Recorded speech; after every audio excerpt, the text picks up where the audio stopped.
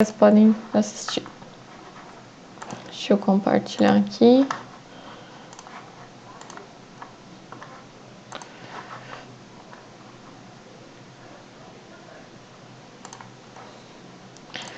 Então, nós tínhamos ali a primeira questão, que dizia: faça um algoritmo que leia um número inteiro, o usuário irá digitá-lo, e apresente uma das mensagens de acordo com o número digitado. Então, nessa coluna aqui, nós temos as condições, né? E dependendo da condição, né, nós temos uma mensagem para enviar, né? Então, vou aqui na janela do editor.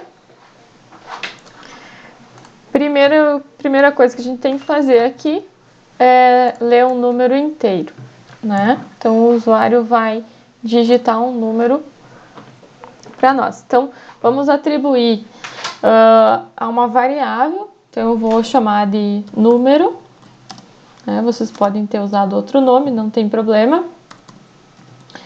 Então, vou usar o comando input para que então ele aguarde, né, uma informação. Vou escrever: informe um número inteiro. Vou colocar um /n para dar uma quebra de linha.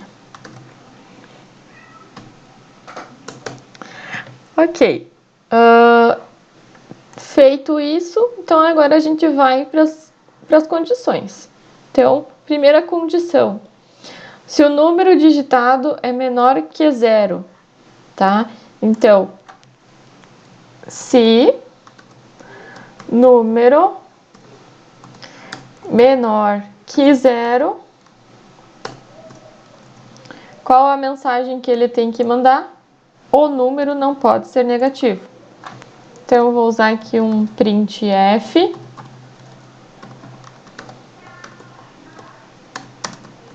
O número não pode ser negativo.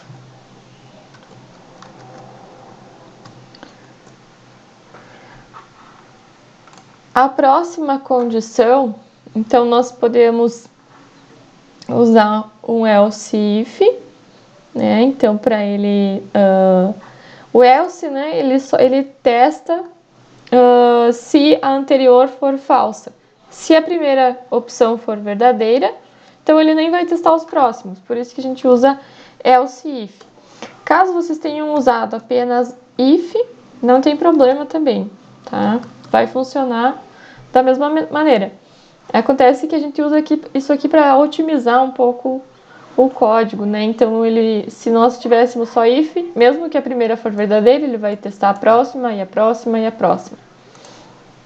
Tá? Então, agora a gente tem que testar se o número é igual a 0. Então, se número igual a 0. Vou aproveitar aqui a mensagem, só vou modificar o texto. 0, né?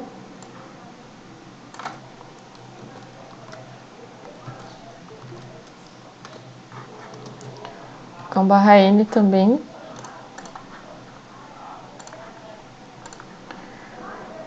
/n aqui para dar uma quebra de linha também. A próxima condição é se é 1. Então, se número igual a 1, o que ele tem que escrever? 1 é pouco.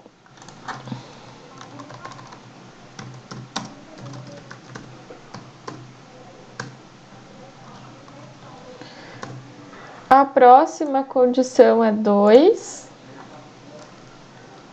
Então, se o número digitado é igual a 2,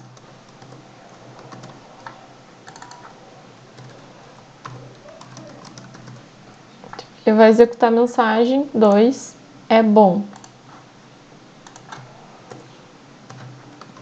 E a última condição: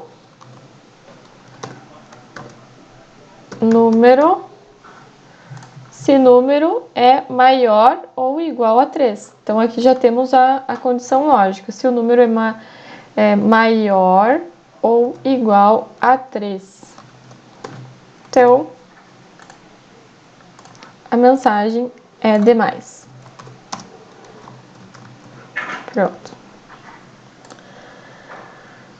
Feito isso, fechamos o bloco do if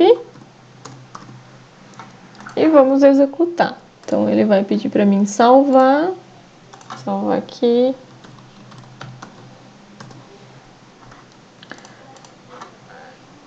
Forme um número inteiro com a 4. Né? Ele disse é demais porque a condição que foi verdadeira, então é 4, né? 4 não é menor que 0, não é igual a 0, não é igual a 1, não é igual a 2, é maior que 3, ou igual a 3 é maior. Então, a condição que foi verdadeira, no caso, foi essa última. Se eu colocar 2, então ele vai escrever 2 é bom, né? Porque daí a condição verdadeira foi essa. Dúvidas nessa ainda, pessoal?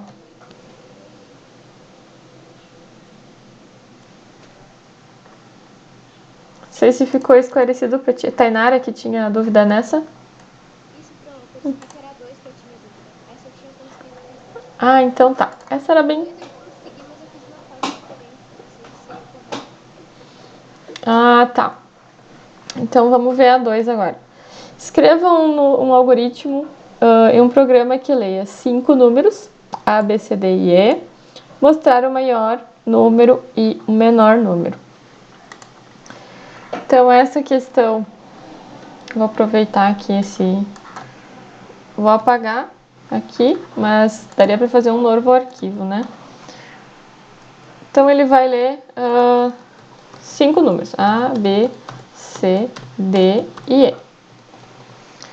Vou colocar aqui números aleatórios.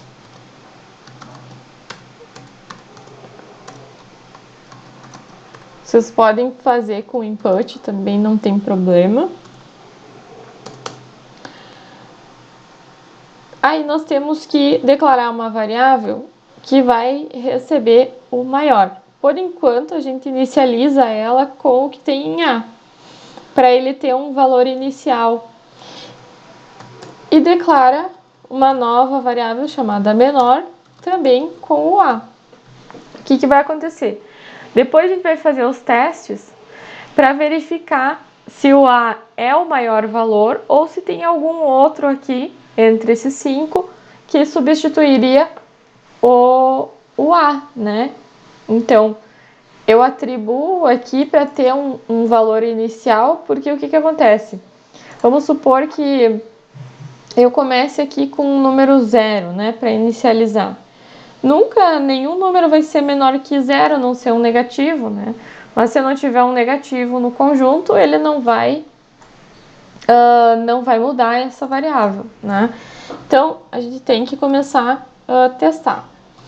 O A, então, ele está atribuído já na variável maior. Nós temos que testar, então, se o B é maior que o maior. Se o B, o que está na variável B, for maior que o maior, então a variável maior recebe B.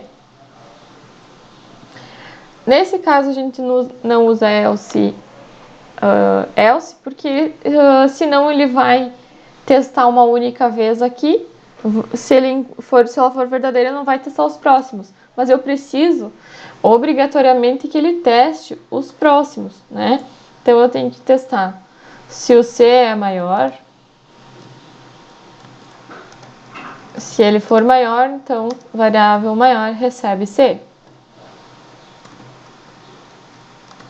E se o D for maior, então, variável maior recebe D. Por fim, se o E for maior, variável maior recebe E. Os mesmos testes eu tenho que realizar com a variável menor. Então, eu vou copiar aqui e vou colocar. Só vou trocar aqui o menor. Então, para menor, então se o B é menor que o menor recebe B. Se o C for menor que o menor, então o menor recebe C. Se o D for menor que o menor recebe D. Se o E for menor, então menor recebe E.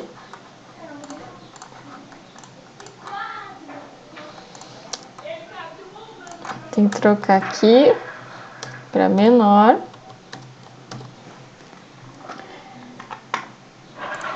E falta o end if, né? Em cada um deles. Agora eu tenho que fechar cada um dos blocos, porque eu não tenho else, né? Eu estou testando cada um deles.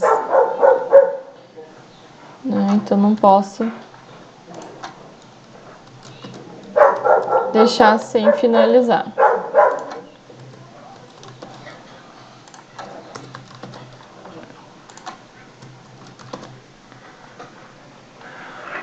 Testar. E agora eu tenho que mostrar o menor e o maior, né, no final. Então, eu vou colocar aqui mais um printf.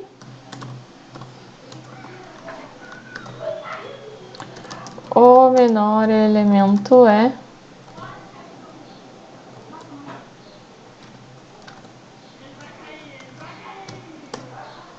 Vou colocar aqui embaixo, o menor.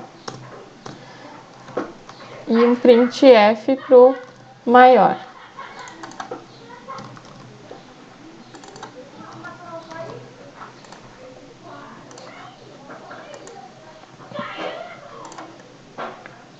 Faltou um N aqui. Printf.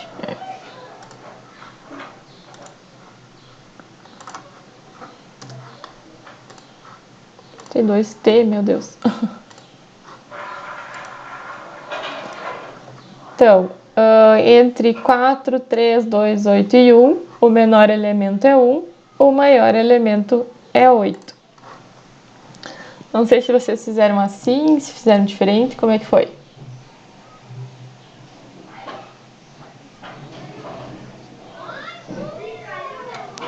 Ah, usou a função max.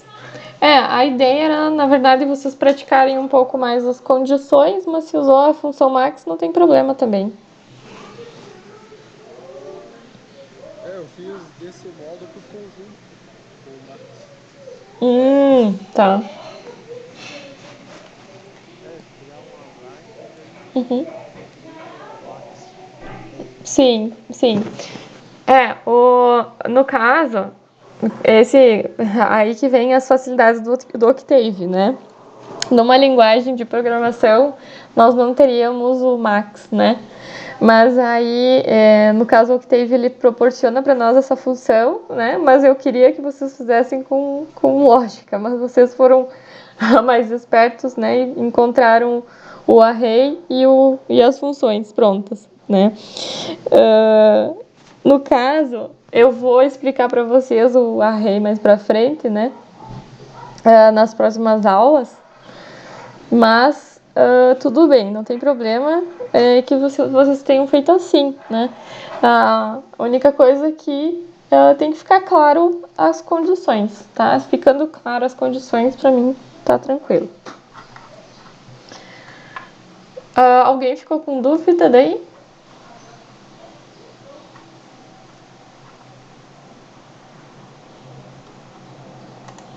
Podemos ir para 3? A 3, a gente tinha que fazer um algoritmo, então, para testar se o número digitado pelo usuário era positivo ou negativo, né? Então, nesse caso, eu vou usar o input, né, para ler o número. digitado pelo usuário.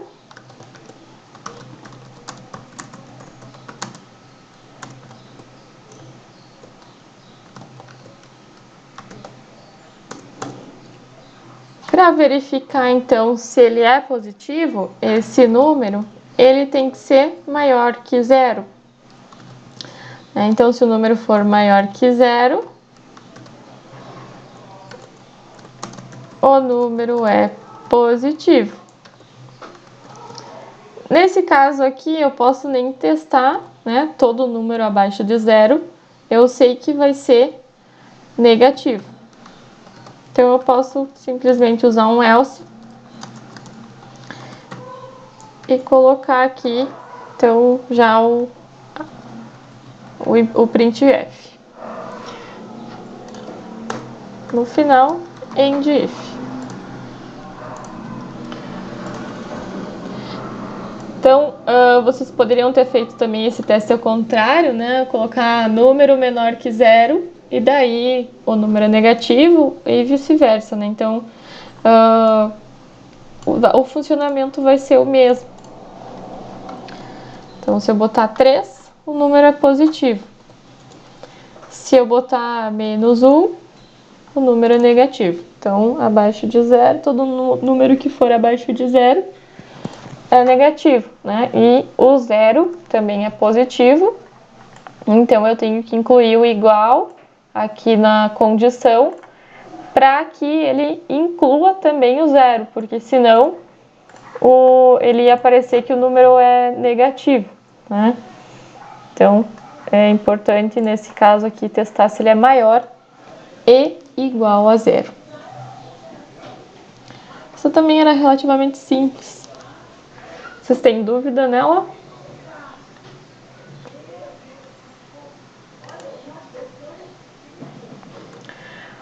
A número 4, então, pedia para escrever um algoritmo para ler um número e mostrar na tela se o número é par ou é ímpar. Na aula passada eu mostrei para vocês o mod, né, que ele verifica então o resto da divisão. Sabendo que todo número dividido por 2 que restar 0 é par, se não é ímpar, né? Então, se o resto da divisão por 2 for 0, o número é par, né? Então, como ele está pedindo aqui para ler um número, vou usar o mesmo input aqui, nem vou apagar. Vou fazer o teste aqui. Então, se o número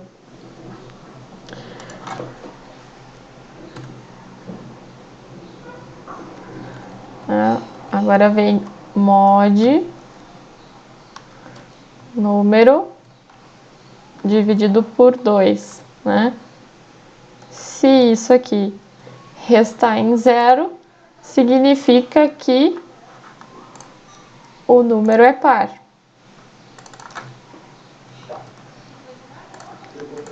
Se não, o número é ímpar. Tá? Então, o comando aqui sempre cuidem que tem que colocar mod, o primeiro número que tu quer dividir, e o 2, né?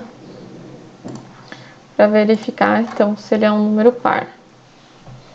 Então, quando resta uma coisa na divisão, o número é ímpar. Alguém fez diferente essa ou tem alguma dúvida?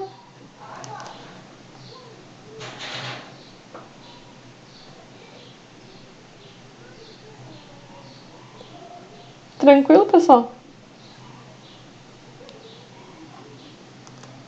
Como é que eu faço para não aparecer quando você digita um número, eu digito o número. Uhum. Aí vai aparecer ali o número igual a quanto eu não quero que apareça aquela informação que tu vai escrever, Bota um ponto e vírgula no fim do comando. Bota aqui, ó, no fim do comando. Daí ele não vai aparecer, né? Que aqui também pra mim tá aparecendo, né? Isso, bota um ponto e vírgula no final que dele não aparece. Só que cuida só no início da operação. em cada comando que você não quer que apareça, né? Porque vamos supor que eu tivesse aqui uma outra variável atribuindo um outro valor e não... Se eu não botar ponto e vírgula aqui, ele vai aparecer isso aqui também. Para que ele não apareça, tu põe ponto e vírgula. Só que no if, não, né? Aqui nunca bota nem no else, nem no end if. Só onde vai dar a informação. Isso. Tá? Mais alguma dúvida?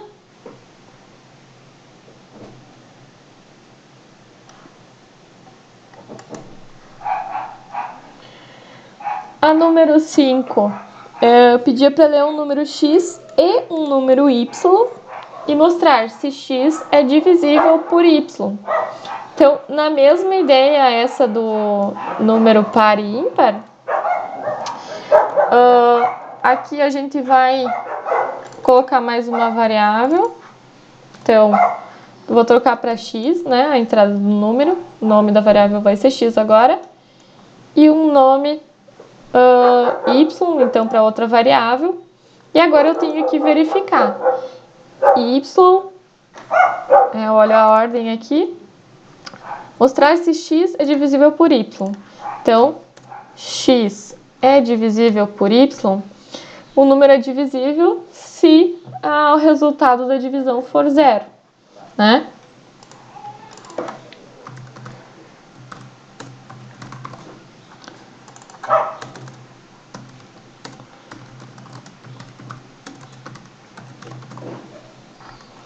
Se não, ele não é divisível, né? Então, vou verificar se 21 é divisível por 7. É divisível. Agora eu vou verificar se o 21 é divisível por 5. Não é divisível, né? Não resta 0 na divisão de 21 por 5. Dúvidas nessa, pessoal?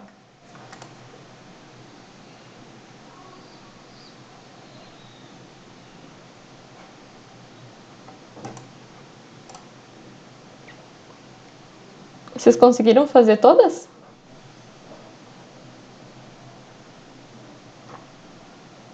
Não, eu ainda estou tentando, assim, eu tenho bastante dificuldade nessa parte de programação. Uhum. Fazendo as coisas bem devagar, aí tô fazendo. Sim, mas se tiver dúvidas, me chama, né? Ou me manda um e-mail, ou pode falar aqui se quiser perguntar. Eu ainda estou no primeiro exercício ali, Uhum. que dá muito erro, e eu não sei o que eu estou errando ali. Tá. Eu vou corrigir a última e aí a gente vê, então, esses problemas, pode ser? A número 6 pede para fazer um algoritmo, então, que receba agora duas temperaturas, uma de cada extremo de uma barra de metal, e imprima. Pode pegar se a temperatura no meio da barra for inferior a 60 graus e cuidado, barra quente, caso contrário. Então, nós temos que capturar uma temperatura A e uma temperatura B.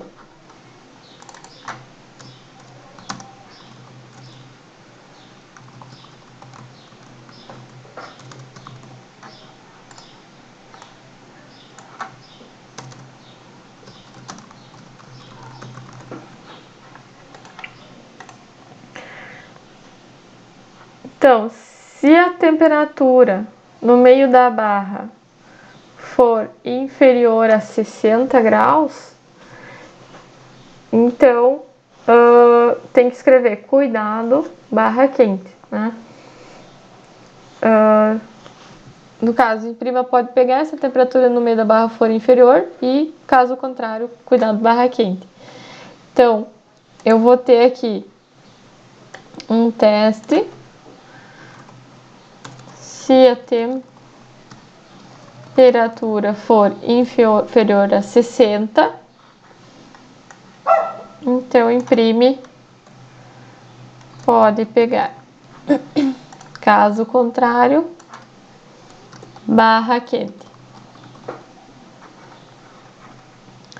Então, nós temos aqui uma temperatura num extremo, uma temperatura no outro extremo, e nós temos que saber, então, a temperatura do meio, que vai ser a média dessas temperaturas, né? Então, a temperatura média vai ser a temperatura A mais a temperatura B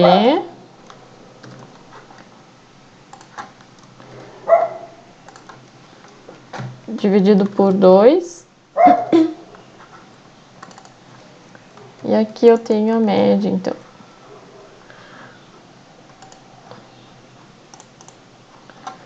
Então, se, por exemplo, uma temperatura for 50, outra for 30, ele vai dizer que pode pegar porque a média da temperatura, então, no meio do cabo vai ser menor que 60. Agora, se ela for maior, então, ele informa, então, barra quente. Dúvidas, pessoal? Fizeram assim? Fizeram diferente?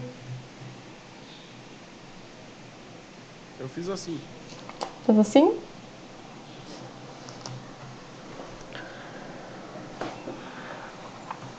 Bom, então eu vou parar aqui